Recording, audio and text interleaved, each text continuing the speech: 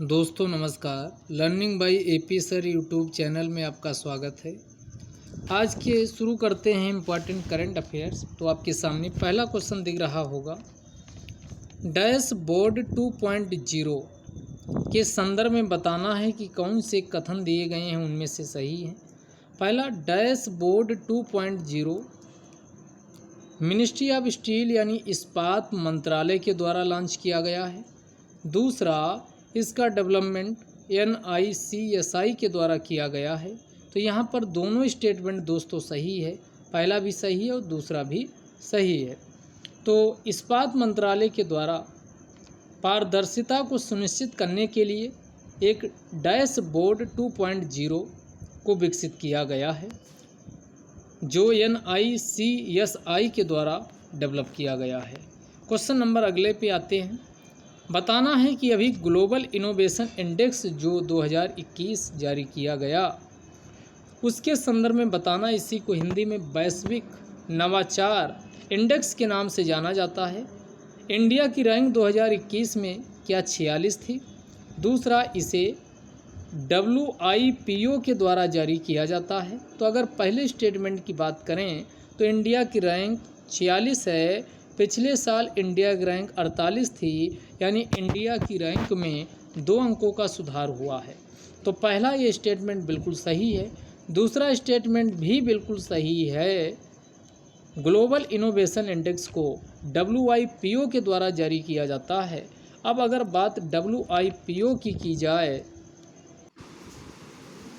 तो दोस्तों यहाँ सेकेंड स्टेटमेंट भी सही हो जाएगा। अगर यहाँ WIPO की बात की जाए तो इसकी फुल फॉर्म होती है वर्ल्ड इंटेलेक्चुअल प्रॉपर्टी ऑर्गेनाइजेशन। इसकी स्थापना 1967 में हुई थी और इसका हेडक्वार्टर्स पूछा जाए तो जिनेवा के स्विट्ज़रलैंड के जिनेवा नामक शहर में है। तो इस प्रकार यहाँ पर दोनों स्टेटमेंट सही हो जाएंगे। अब आप लोग बताइएगा कि इंडिया की रैंक तो 46 है, लेकिन नंबर 1 फर्स्ट रैंक पे कौन है। अगले क्वेश्चन पे आते हैं। The recently concluded peaceful mission is related to. अभी हाल ही में पीसफुल मिशन संपन्न हुआ, इसका संबंध किससे है। तो इसका संबंध SCO से है। और ये कहाँ हुआ है, ये रूस में इसका आयोजन किया गया है, ये भी ध्यान रखिएगा। अगर SCO की बात किया जाए तो इसी को संघीय सहयोग संगठन के नाम से जाना जाता है। संघीय सहयोग संगठन SCO में अब कितने देश हैं। तो अब 9 हैं। आप बताइए लेटेस्ट अभी किसको शामिल किया गया। तो लेटेस्ट अभी ईरान को शामिल किया गया, जो SCO की दुशांबे में अभी बैठक हुई। इस बैठक में किसको शामिल किया गया, ईरान को शामिल कर लिया गया। इसके पहले 2017 में अगर बात करें तो 2 देशों को, पाक यानी पाकिस्तान व भारत को शामिल किया गया था। और ये बैठक कहाँ हुई थी, अस्थाना बैठक में। इसमें ध्यान रखिएगा, बाकी यानी आपके 3 देश तो ये भारत, पाकिस्तान और ईरान जान लीजिए।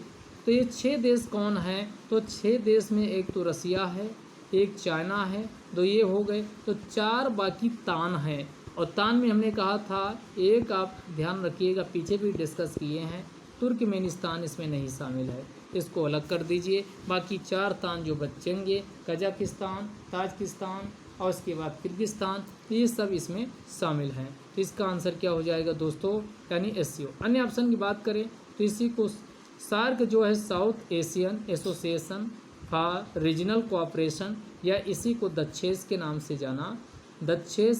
जाना जाता है। दूसरा आपका ब्रिक्स है, तो ब्राज़ील, रसिया, इंडिया, चाइना और उसके बाद साउथ अफ्रीका। इसकी जो 2021 वाली बैठक मोस्ट इम्पॉर्टेंट है। कोई भी मंत्रियों की इन्वायरमेंट या एग्रीकल्चर या कोई ये नहीं पूछी जाए तो सबकी अध्यक्षता 2021 वाली इंडिया किया है। बहुत आसान, इसको याद रखना। ऐसे आप देखिए ब्रिक्स, तो 21 वाला कहाँ हो गया, इंडिया में, 22 वाला चाइना में होगा, 23 वाला दक्षिण अफ्रीका में, 24 वाला ब्राज़ील में, और फिर आपका रसिया वाला 24 के बाद 25 में होगा।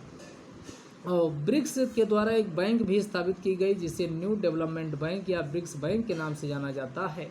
इसका मुख्यालय शंघाई में है, ये ध्यान रखिएगा। कहाँ है इसका? संघई में है, ब्रिक्स बैंक का। यहाँ नाटो की बात आई है तो इसकी full form North Atlantic Treaty Organization है। इसकी स्थापना 1949 में हुई थी और इसका मुख्यालय कहाँ है नाटो का? बेल्जियम, ब्रुसेल्स, बेल्जियम में है। तो इसका आंसर क्या हो जाएगा? दिए गए क्वेश्चन का आंसर हो जाएगा SCO।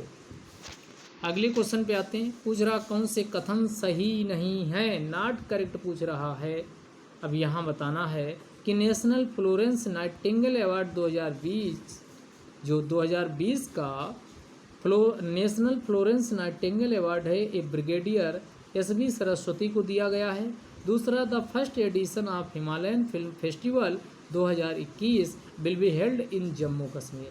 जो 2021 का पहला हिमालयन फिल्म फेस्टिवल यानी हिमालयन फिल्म त्यौहार का आयोजन किया जा रहा, क्या ये जम्मू कश्मीर में हो रहा? ये स्टेटमेंट गलत है क्योंकि ये लेह लद्दाख में इसका आयोजन किया जा रहा है। तो यहाँ पर गलत पूछा है तो इसका आंसर ओनली 2 हो जाएगा। सही है, पहला वाला आपका सही है, दूसरा वाला गलत है।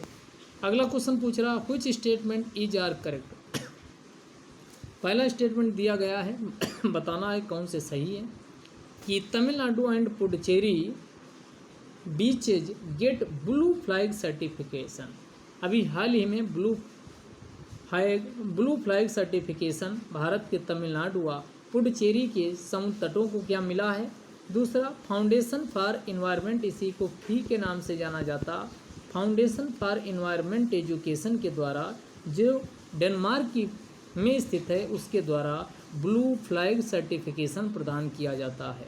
पहले दोस्तों इसका आंसर जान लीजिए। इसका आंसर दोनों बिल्कुल बात सही है। अब भारत में पहले ब्लू फ्लैग कितने स्थल थे, बीचेस थे? 8 थे, 2 और शामिल हो गए हैं, तो टोटल एट प्रेजेंट कितनी हो गई है? 10 ये ब्लू फ्लैग की हो गई है। अब हम बात कर लेते हैं मानचित्र में देखते हुए ये कहाँ कहाँ स्थित हैं। ये आपके 10 के 10 इम्पोर्टेंट हैं, अलग से पूछा जा सकता। तो ये गुजरात में यहाँ एक शिवराजपुर है, इसको आप अपनी कॉपी में लिख लीजिएगा। गुजरात में शिवराजपुर है, यहीं दीव है और दीव में आपका कौन है? घोघला। तो गुजरात का शिवराजपुर, दीव का घोघला।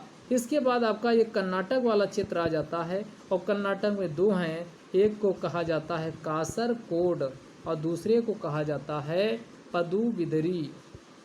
पदुबिदरी ये आप लिख लीजिएगा, पदुबिदरी। उसके बाद केरल आ जाइए। केरल में एक ही है जिसका नाम है केरल का कप्पाड। केरल का कप्पाड है। केरल के बाद कप्पाड के बाद सीधे आप पहुंच जाइए यहाँ आंध्र प्रदेश में। आंध्र प्रदेश में है ऋषिकोंडा। ऋषिकोंडा ये कहाँ है? ये आंध्र प्रदेश में है। उसके बाद फिर आपका उड़ीसा, और उड़ीसा वाले में कौन है? गोल्डन तट। तो उड़ीसा में कौन है? गोल्डन तट है। और 2 जोन और नए प्रदान किए गए। तमिलनाडु का यहाँ का है कौन सा? कोवलम। लिख लीजिएगा, तमिलनाडु में यहाँ लिख दे रहे हैं तमिलनाडु का कोवलम।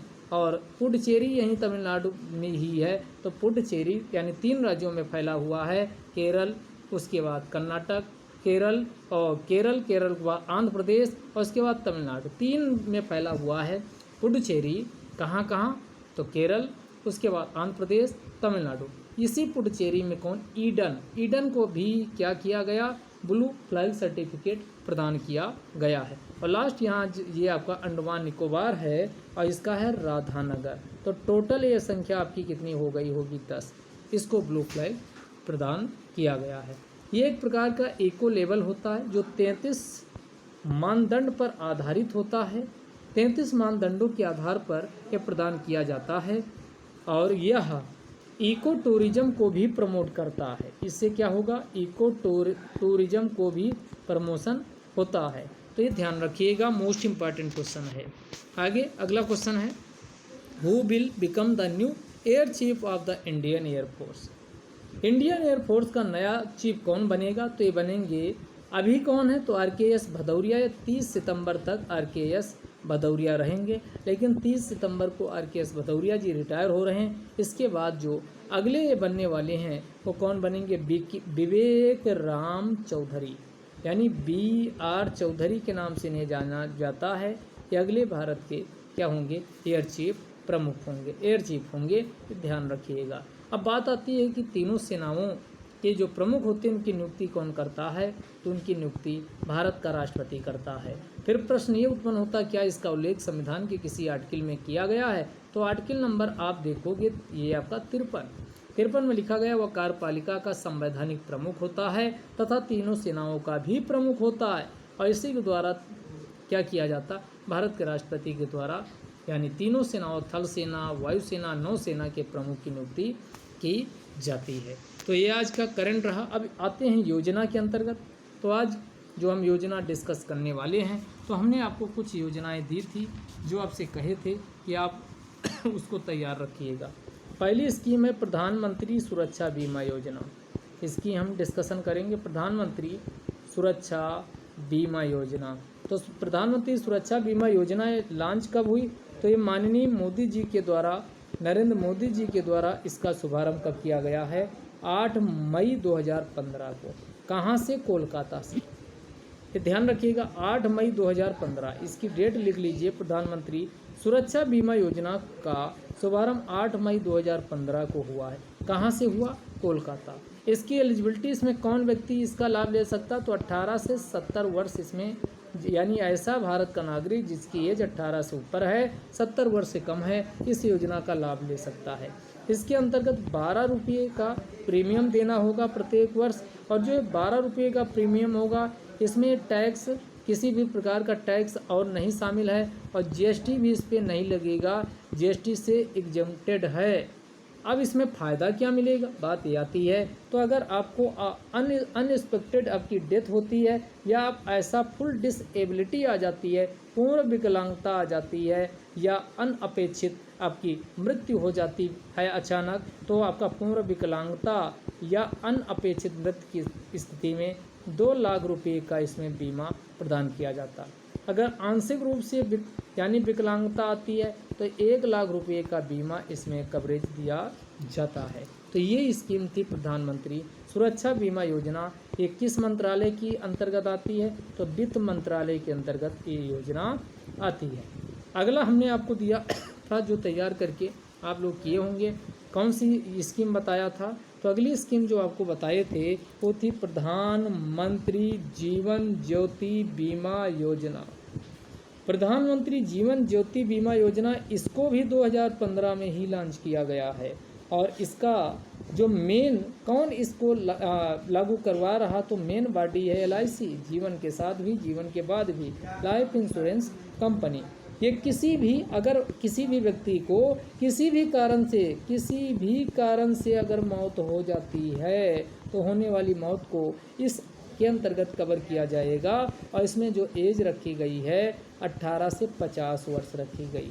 18 से 50 वर्ष के लोग इसका फ़ायदा उठा सकते हैं। इसमें लेकिन प्रीमियम ज़्यादा देना होगा, 330 रुपये आपको देना पड़ेगा। इसमें बीमा कितना, 2 लाख रुपये का बीमा, इसमें भी कवरेज 2 लाख का बीमा कवरेज दिया जाता है।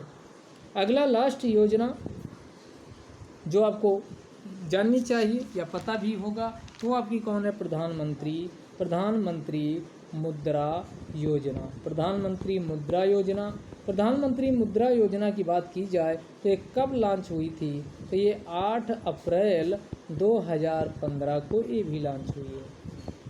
ये सारी स्कीम 2015 की ही हैं, और इसमें ऐसे असंगठित क्षेत्र में कार्य करने वाले कामगार, श्रमिक या non corporate small business sectors में लगे हुए लोग के लिए इसे लॉन्च किया गया, और इसमें कर्ज उपलब्ध करवाया जाएगा। और 3 कैटेगरी बनाई गई है, एक है शिशु, दूसरा है किशोर, और तीसरा है तरुण की। शिशु में आपका 50,000 रुपये तक का कर्ज दिया जाएगा, इसमें 50,000 से 5 लाख रुपये तक का दिया जाएगा, यानी किशोर में। और तरुण में आपका 5 लाख से 10 लाख रुपये का कर्ज उपलब्ध करवाया जाएगा। तो ये आपकी रही 3 स्कीम जो हमने आपको डिस्कस किया। अब कल का क्वेश्चन आपको जो स्कीम तैयार करना है वो स्कीम आप राइट डाउन कर लीजिए। तो आप कल तैयार करके आइएगा। प्रधानमंत्री गरीब कल्याण योजना, प्रधानमंत्री गरीब कल्याण योजना, ये आपका होमवर्क है। इसके बारे में आप लिखिएगा, कमेंट बॉक्स में भी इसके बारे में लिखिएगा। आज का ये डिस्कशन यहीं समाप्त करते हैं। जय हिंद, जय भारत।